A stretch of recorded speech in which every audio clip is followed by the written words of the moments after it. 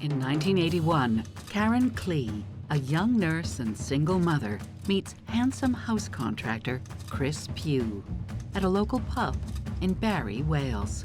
They quickly become inseparable. Chris takes Karen's firstborn child, Deanne, under his wing. Karen is smitten. Karen was saying that Chris was the one. She said he was lovely. She planned to marry him, and he was good with Deanne. He made her happy. Her family is pleased that she has found a husband. One, Karen found somebody that she could love, and I thought loved her.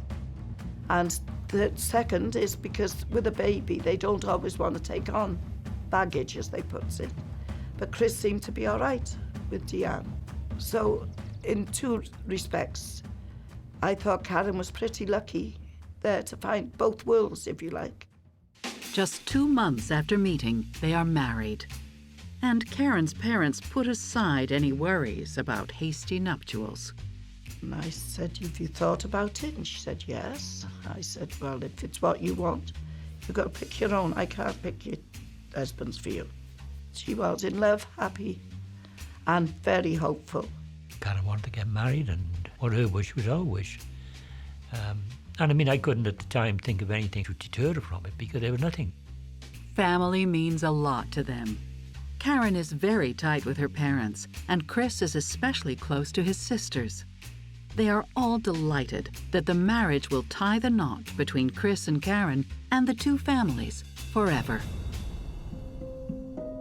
The newlyweds waste no time in making a new life together, and in 1982, just 9 months after their wedding, Karen and Chris welcome their son Michael into the family. Karen was an amazing mother. She was very optimistic.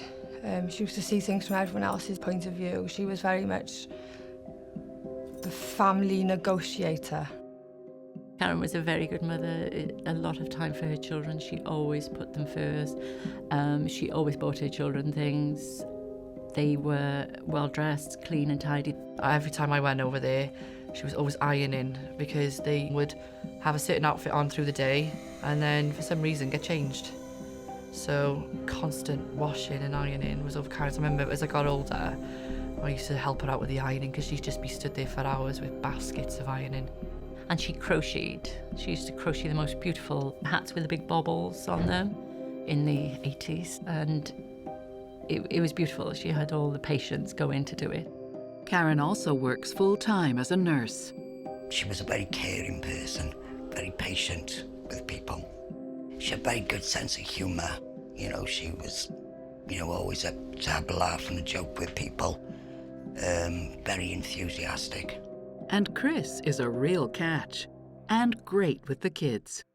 Chris was tall, fair-haired, nice-looking, quite a nice body on him. More handsome, I would say. Yeah, we were all happy that that Karen had met Chris, and we thought Chris was a good person. He provided for the children, and he seemed to love Karen. He always went to work. He was never out of work. You know, in all fairness, in every respect, he was a good dad with the kids, and he was good with his money with Karen. He made sure that they had food and everything like that. He worked, he provided for them. So they went on holiday as a family. Every year we used to go on holiday. From the age of 12, Mum and Dad started taking us abroad.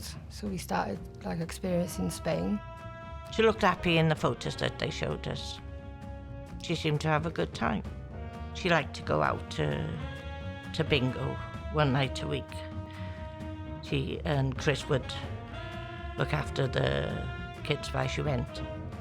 On the weekend, they went to the club and had a dance and met their friends down there. But in the early months of their marriage, Karen's family begins to notice that Chris has some strange habits. He wanted to know where she was, how she came out, be peering out the window, seeing her with, them in a taxi cam, You just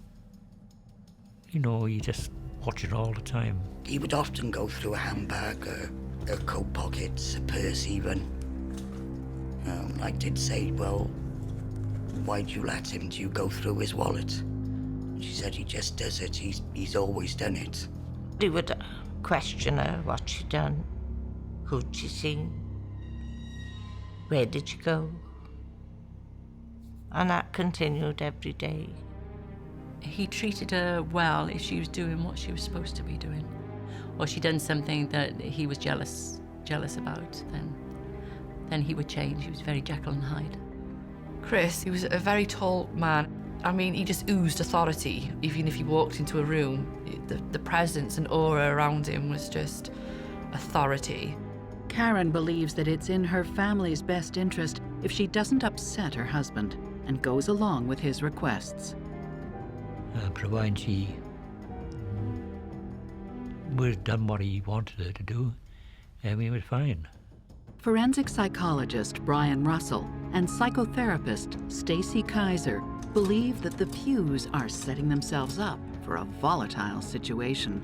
When you normalize profoundly inappropriate behavior, it's as if your barometer or your radar starts to get skewed. You become to where you're not calibrated anymore to what should strike you as disturbing. It's a bad habit to get into to start to adapt to bad behavior. So for someone like Karen, who's starting to view Chris's controlling behavior as normal, this could enable his controlling behavior to become more frequent. That's dangerous because something will have to get really, really bad before you'll recognize that you're in a dangerous situation. 2 years into the marriage, Karen's friend Bridget has an unsettling encounter with Chris at her home. He would follow her about because he didn't trust her. I mean, I remember when the children were younger, he sent them over to my house to see if I knew where Karen was. So when the children knocked the door and asked me, I said, no, sorry, I haven't seen him today. And I looked over across the road and I saw his head appear from behind a white van. I thought it was a bit strange. Not only is Chris's behavior strange, his family is not quite what it seems either. He waits until after they are married to divulge the truth. It turns out that Chris's sister is really his mother, and that his parents are really his grandparents. And he said, she's my mother. And I said, who's your mother? And I said, are you just saying that, Chris? He said, I accidentally found out when I was about 16. You start finding out things and it just don't make sense to you. And I was so shocked when Chris told me. I really was shocked. I think, if you think back, it makes probably a lot of sense of why he's a bit weird in the head. If you get me, I don't know, might mess some people up. Our first relationships are with our families. So for someone like Chris, who was deceived by his own family and told that someone was his mother who was not, this could create a foundation for mistrust. Makes sense to me that he begins to not trust his own wife, that he has control issues, that he has to watch her because his foundation has been so rattled that he doesn't know who he can count on. 2 years into their marriage, Chris becomes paranoid. So much so that he accuses Karen of having an affair with a neighbor. He thought that she had a man friend.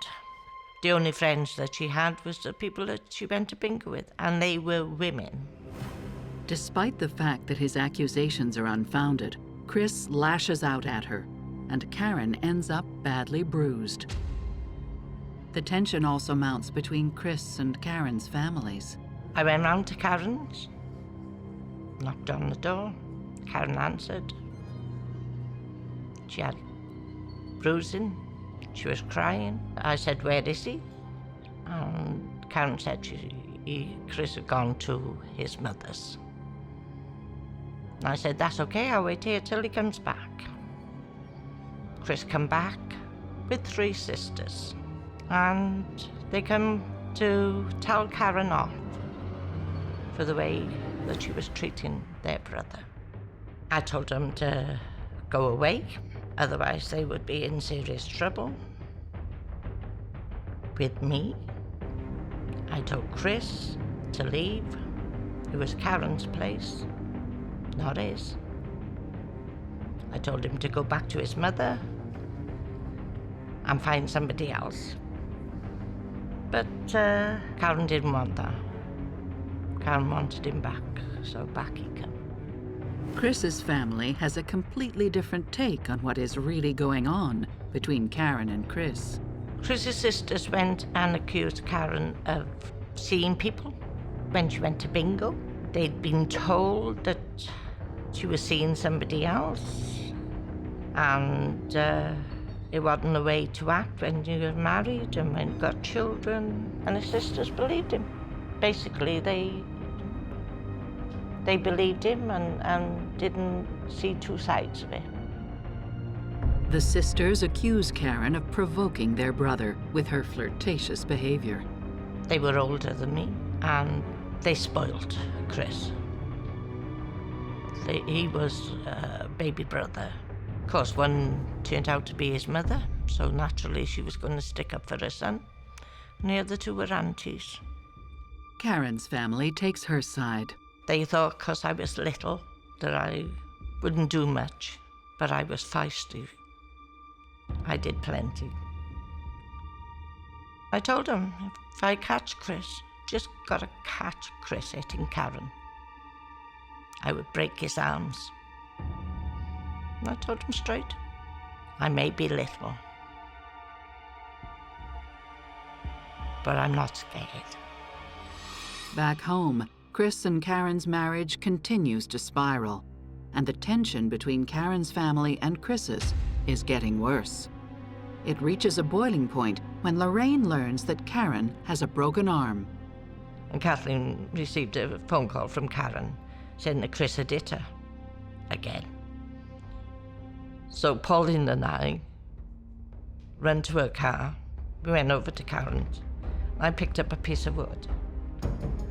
I go in Karen's and I say to her, where is he? And I didn't find him, sorry. And I'm saying loud enough because I know he's not far away, he's just hiding. Tell him, when I see him,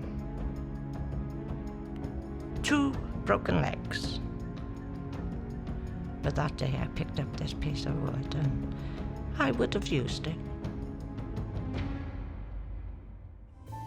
John is a 51-year-old landscape gardener from just outside Cardiff, Wales. After meeting in Spain, the two become romantically involved. She didn't tell us that she'd met someone or anything for ages. And then she said to me one day, I met a fella out there. She said, he's from Cardiff. And I said, oh yeah. You could see the difference in Karen. Karen became happier. Her whole face used to light up when she spoke about John. He used to buy her flowers a lot. He always bought her flowers, and she used to appreciate that, because that's something that Chris never really did. Karen continues her relationship in secret. It's like she'd had a breath of fresh air. She was relaxed. She was laughing more. And things just more ease. Her needs have not been met for so long, and now she finally finds somebody who is attentive and interested, and it feels good to her. And so rather than just leave her husband, she begins to see him on the side, almost as if he's filling the holes that Chris has left open. On June 22, 2002, Karen visits her boyfriend John in Cardiff for the day. According to Karen, they've both decided to file for divorce so they can finally be together. Karen left me at lunchtime and she said to me, I'll see you later, Mum, I won't be late. And off she went. And then in case 6:30, Karen hadn't come back. And I said to Pete, I said, Karen said she wouldn't be late. I just wondered where the heck Karen was. And I thought, oh, I know what's happened. She's met one of her girlfriends and she's gone for a blinking drink, not phoning in and letting me know. That evening, Karen's parents get a series of phone calls from Chris. He's looking for Karen too. About 20 to 7, the phone went. And it was Chris on the phone. And he said, is Karen there? I said, no.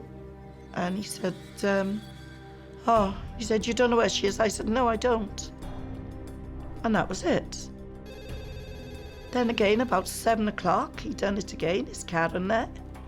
No. You still don't know where she is, Kath? No, Chris, I don't know where she is. At 10:30, he phoned again. Peter took the phone. He said, for God's sake, Chris, give it a break. She's not here. Now leave us alone. Don't phone anymore. And put the phone down. And that was the last we heard of Chris. I don't think that Chris ever thought that Karen would leave him. She put up with so much of his inappropriate behavior. I really think that he thought he had her for life. Chris viewed Karen like an object. Through Chris's eyes, it probably looked as it would look if someone drove off in your car, as if somebody were literally taking your prized possession and running off with it.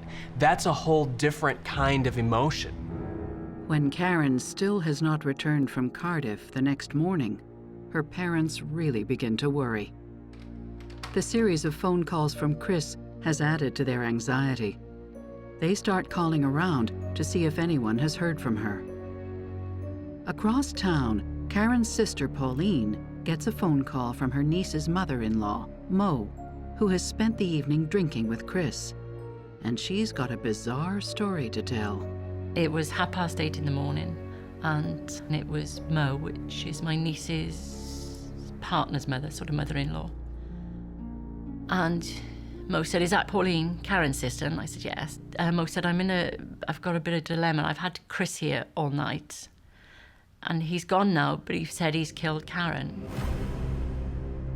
Pauline is blindsided by this shocking revelation. When Karen gets back from meeting her new boyfriend, she runs into Chris on the street.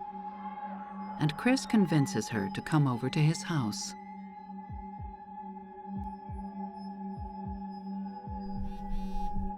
John texted her, missing you already, J.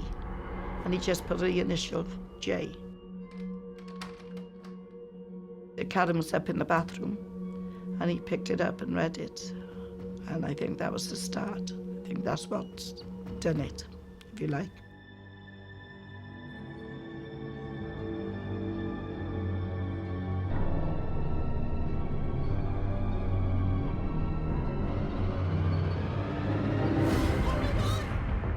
He went into the bathroom and then tried to strangle her with a towel.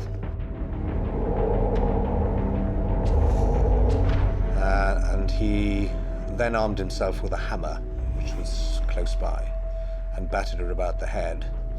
I think he broke the hammer, and having done that, went and got another hammer from another part of the house. After Chris brutally murders his wife Karen, he sends a text message to John saying, meeting Karen in Cardiff was the worst thing you ever did. Chris cleans up the crime scene after first going out to buy a bottle of whiskey, leaving the body in the house. He'd gone to the shop and bought a bottle of whiskey because it was on camera. And then Chris went back to the house and cleaning up everything. With the house clean, Chris roams the streets, claiming to be looking for Karen. Killed her about, I think it was 5:30. And he was ringing my nan then to see if he'd seen her, when he was probably stood next to her. Chris ends his search charade at his in-laws' house and spends the entire night drinking with her and talking about his marriage and his relationship to Karen. Towards early morning, he confesses to Mo that he's killed Karen. Karen's family cannot believe what's happened. It's like as though you're outside your body watching. It doesn't seem like you. It's really strange. I can't describe how I felt. Obviously, I was devastated. I don't mean it like that. But what I was doing and saying and things like this, I can't. It's quite blurred, the day. I just couldn't believe it.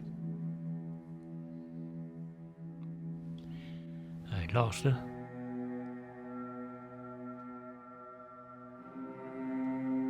And it still hurts. I wouldn't believe it for about 2 weeks. Like, I kept looking for her. And then after the funeral, then I spent the night in the cemetery by the side of her. That's when I finally accepted it. The jury is swayed by the defense's arguments. On May 9, 2003, Christopher Pugh is acquitted of murder and convicted of manslaughter by means of provocation. He is sentenced to 6 years behind bars. But because of time already served, will only have to spend 3. So a surprising verdict. I think everyone was surprised. And the very nature of the violence that was used in the course of the event, we thought took it far beyond what one would normally have thought would have been a reasonable case of provocation. In his sentencing remarks, the judge deemed the attack with the hammer as excusable, considering the circumstances, and that his wife had driven him to lose control. He apologised to Chris for the hard time he'd had. When summing up, he said, "You know, Mr. Pugh," he said, "I know you've had a hard year, a very traumatic year," he said. Chris said that Karen provoked him, and the judge said that it was provocation and that it was excusable. The 16 blows to the head was excusable because he was provoked. How can you have an excuse for hitting somebody, going to get the hammers and hitting somebody 16 times on the head? The evidence was there. Why? Why wasn't it murder? It wasn't a nasty accident that went wrong. It was murder. Oh my God, I was devastated. I really was devastated. I can't think of another word for it. I really did break my heart. That's the time I cried. When he turned around, the judge, he was nearly in tears, talking to Chris, apologising. Kathleen said she did have a little bit of happiness before she died with John. And that's the only consolation that we got, that she did have a little bit of happiness before she died with John. I think I was gutted more for my nan and gramp because, like I said, for 23 years they'd had to watch her being beaten and mentally abused and couldn't really do much in that respect. And then having to bury her and then having to live with the fact that there was no justice. And that ate away at my nan and gramp badly. After spending 3 years behind bars for killing his wife with 2 hammers, Chris Pugh is released from jail in 2006. It just pickles me like that he came out, picked his old job back up and just carried on working. Like he was in there for like a parking ticket or something, or, you know, non-payment of something trivial. In the end, Karen's desire to keep her family together eventually tears it apart. Chris's children do not know which side to take. The children no longer have a lot to do with one another. They don't really speak. It's broke us up. It's broke a very, very close family up. I'll tell you what, she'd be with you 10 minutes and you'd love her. Everybody loved Karen. When she got buried, there was 250 people at her funeral. 250 people at her funeral. No, she was loved.